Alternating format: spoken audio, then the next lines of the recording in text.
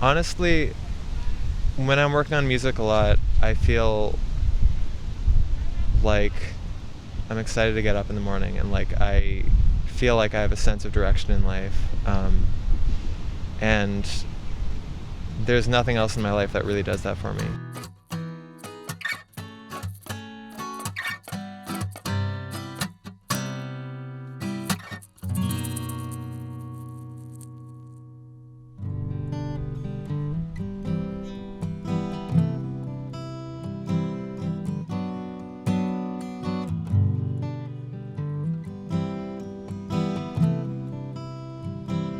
It's easier for me to be vulnerable in song and on stage when I have that kind of veil of using a stage name. I think like when there's a pretense of I'm going up on stage and I am myself, but like really I am playing a character.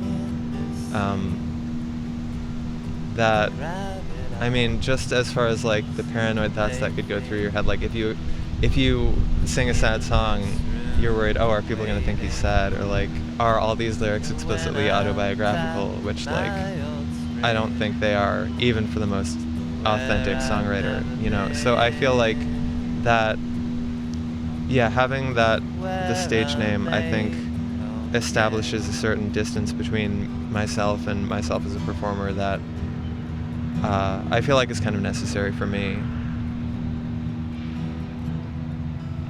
Yeah, I think loads of musicians make careers out of being vulnerable. And I think that,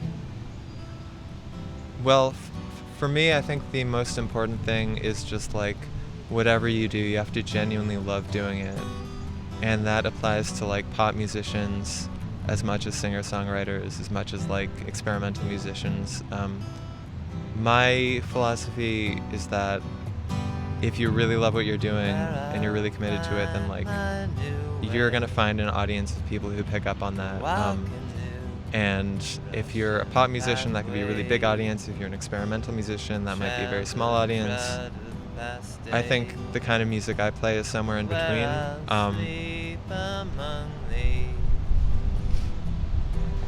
I feel like I was coming from more of that like psychedelia mindset where it's a lot about sound, just creating sounds and atmospheres, as opposed to the folk thing, which is all about like very personal, like having this character and like expressing this character. And so I think the folk thing, in a lot of ways, it was just that like I was just like a solo performer, and if I'm just like a guy with an acoustic guitar, then kind of by default I'm in the folk scene. Boston has a really strong underground scene. A lot of,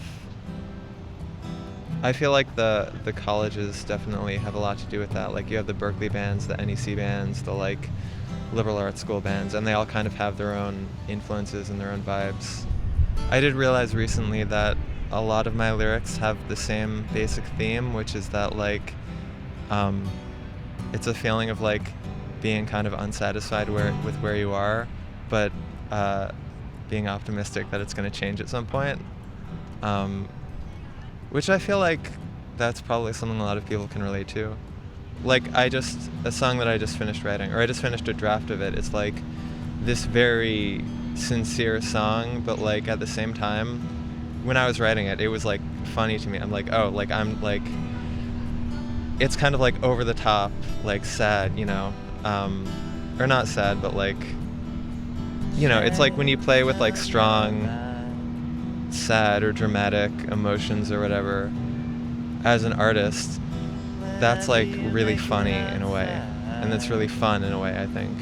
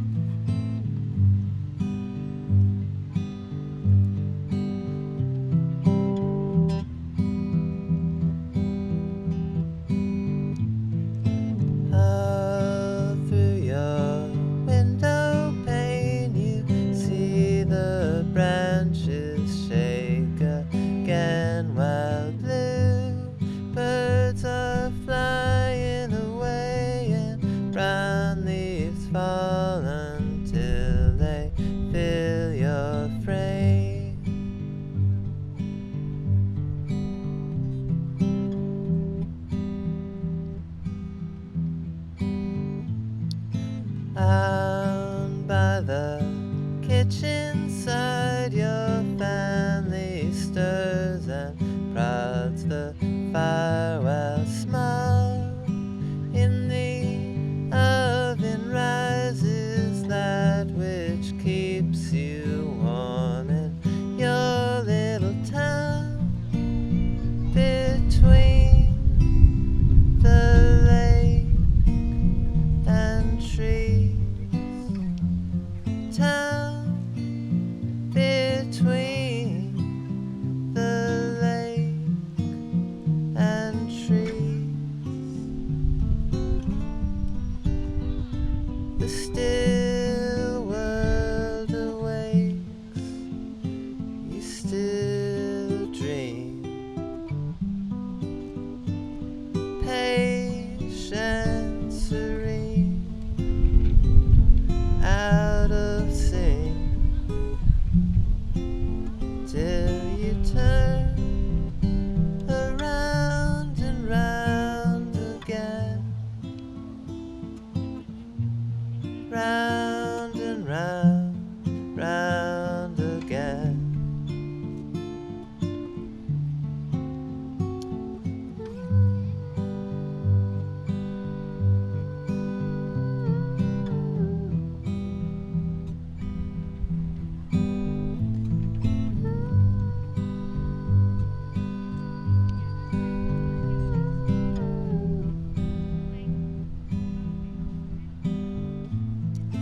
All through the station square you see the people posted there who peel off the road before the hills and exit signs obscure thereof. Through your window pane you see the fences change again, while brown fields are trailing away and blue sky fills your frame in your little town between the lake and trees. Town between the lake and trees, yeah.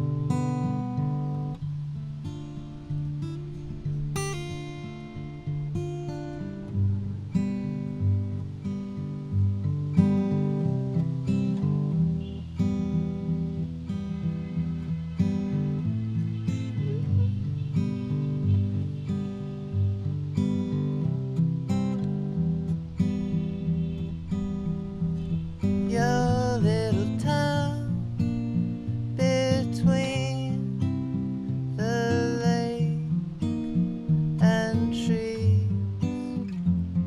Town between the lake and trees.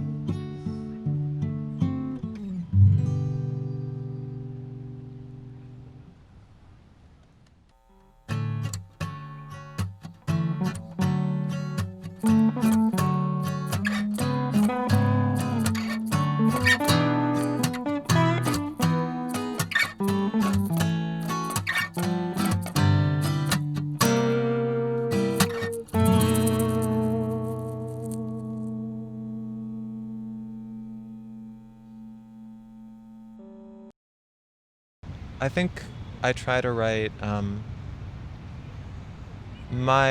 the idea I try to adhere to is that if you're really writing for yourself and you dig deep enough, then you arrive at something that's fairly universal. So I think I try to think about both myself and a potential audience when I write.